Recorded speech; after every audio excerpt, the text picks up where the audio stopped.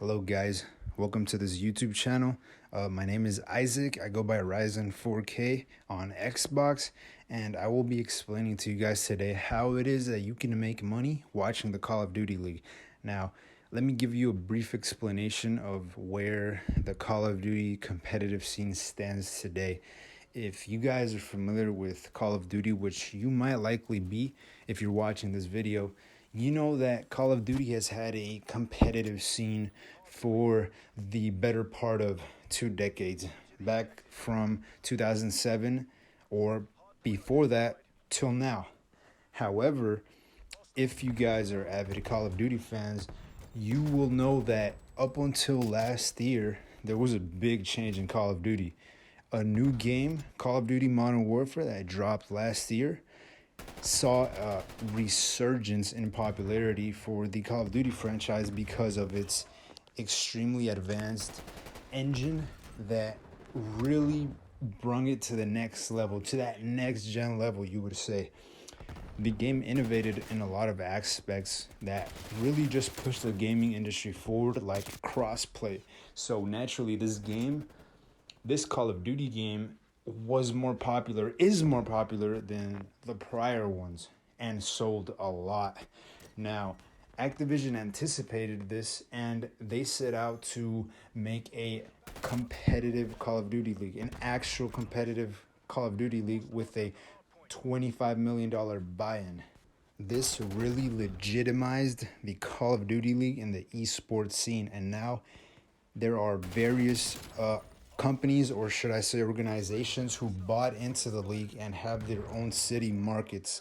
So you could say the league is legit now. So this naturally caught the attention of many daily fantasy sports outlets and now allow for them to carry Call of Duty as an actual esport where you can make a lot of money in, which is a good thing for us, right? What this created was an influx of players who just started playing this Call of Duty. A combination of a new engine, a revitalized Call of Duty League, really injected more life into this, esports scene, into the Call of Duty scene itself, which is great for longevity for this platform. It is relatively new and players are really starting to develop in this game. This year saw the Call of Duty competitive scene explode with numbers unlike they had ever seen before. This year was literally the most popular a Call of Duty tournament, you could say, has ever been. The numbers for people watching the Call of Duty League homestands were, larger than they ever had been. Now, you might be wondering, what is the CDL and how do I make money watching it? Now, if you guys have ever heard of daily fantasy sports, maybe some of you are familiar with it, maybe some of you are not. So let me give you a brief explanation. Daily fantasy sports is just a interesting and fun way of betting money on sports, and in which in turn gives you the ability to make money watching sports, naturally, like any other bet. However, you might think to yourself, well, I live in Texas. Gambling isn't, legal in my state. However, DFS isn't considered gambling. In itself is not considered gambling exactly. You see, daily fantasy sports is considered a game of skill because instead of putting $50,000 on the Cowboys to win a game, daily fantasy sports differentiates itself in the fact that you construct a lineup of players based on whatever teams are playing in one day, and you make money based on whether your players outscore another player's team, and that's essentially how you make money with DFS. It's not a 50-50 coin flip. It's more of a tactical type gameplay where you make decisions on individual players rather than individual teams. Now, for example, if you are betting on a football game, you obviously need to know what the chemistry for that team is like. Do the players enjoy playing with their quarterback? Do the running back players have good chemistry with the quarterback? Are the head coaches liked in the team? How well do they do under pressure? All of those things are important to know when you are placing bets on a football team, for example. Now, all of those things also apply to esports in general and to Call of Duty. There is a strategy to making money in daily fantasy sports, or daily fantasy esports for our case, in Call of Duty. Now, exactly how does this work?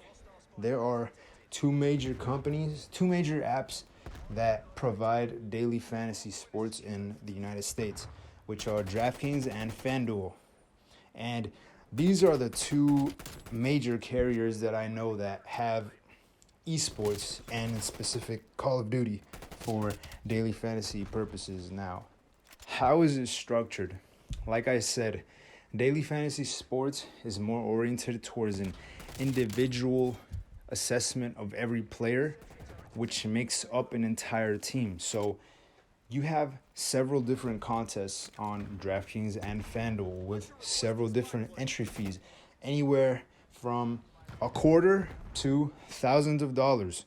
You have multiple types of contests that allow you to multiply your earnings or multiply your money. You can double your money, triple your money, or you can play in contests where the top 10th percentile are the only ones who get paid. There are various structures on how to get paid on DraftKings and FanDuel. Now, how do the lineups themselves work? For you to have an understanding of how this works, picture this. You have your own team, you have your own lineup, you can say, and your job is to fill that lineup. In Call of Duty, there are 6 slots. You need to fill those 6 slots with 6 players. Now, in DraftKings and FanDuel, we have what are called slates, which are the amount of games that are played on any given day on that day. So, for example, if that slate has 2 games, you will be picking players from a pool of that slate. So you will be picking players from that slate. If there's a slate that contains 6 games, you will be picking players from that pool that contains players from all 6 games. And that is what essentially makes up your lineup that you will use against other people in different contests.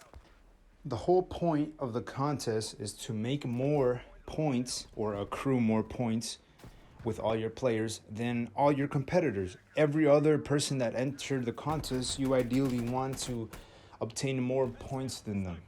That's the goal. Now, in DraftKings and FanDuel, we have a salary system where you are given $50,000 and your job is to purchase players. Now, for those 6 slots, you have $50,000 to purchase 6 players, and you have to stay under that salary cap. You cannot go over it. You can stay under it if you want, but you can't go over it. As long as you can obtain 6 players with that money, your lineup is valid. Now, how are players priced? Some players are expensive, some players are weak. All of these players have stats in a game log that you can see through. When you're choosing them, you can see all their stats on how they do, how many kills and deaths they have, and all these stats that they might obtain in any given game mode. And that's another topic. Game modes.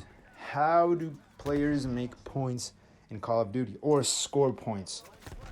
In Call of Duty, in the competitive setting, there are 3 game modes that are used in every tournament.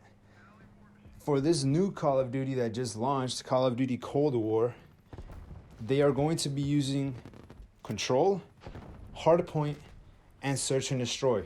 Those will be the 3 game modes that they use in every competitive setting, every bracket, and everything. Those are the 3 game modes that are important for us to know.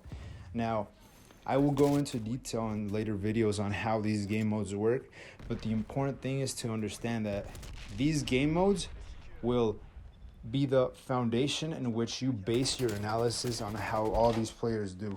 Different game modes have different objectives And based on how the team goes about obtaining those objectives or scoring or however it is that they do on certain maps and certain modes will determine who the better players are and who the weaker players are. Now, since this is a new game that we're going to this year, Call of Duty Black Ops Cold War, there are new maps and one new game mode, Control, which was used in previous Call of Duties, but it is the first time it is being used in this new format, in this new Call of Duty League format. Now, in my next videos, I will be going over specifically how every game mode works and all the different maps that will be used in the competitive rule set. But for now, it is important that you know how scoring works. Call of Duty is relatively new to the betting scene in terms of daily fantasy sports, with it only have been available for this prior year, which was the Call of Duty Modern Warfare year, and this was basically a test run. That was the test run to understand how all the scoring mechanisms are going to work in terms of daily fantasy. So I have studied and watched the first season in detail, and I can assure that Call of Duty will be sticking around in the DFS world for a very long time. So if you are interested in learning how strategies work in Call of Duty, and if you want to know more about the topic, and you are curious on how you can make money essentially just watching the Call of Duty League, watching the game that you already most likely play a lot, you might consider sticking around if you're watching this video, because I will be releasing a lot of content relating to the Call of Duty League on this channel for a lot of years to come. I plan on covering every game, every event, and I will go into detail in further videos on how the CDL is organized, how all the events work, and how they are distributed, or how you could watch them if you haven't watched one yet. So, you know, if you like the topic, if you like Call of Duty and you're interested in making money off of it, I suggest you stick around, all right? And like I said, my name is Isaac. This channel is XP Fuel, and keep an eye out on me, because this channel is going to be supplying a lot of your CDL content for the years to come. All right, thanks.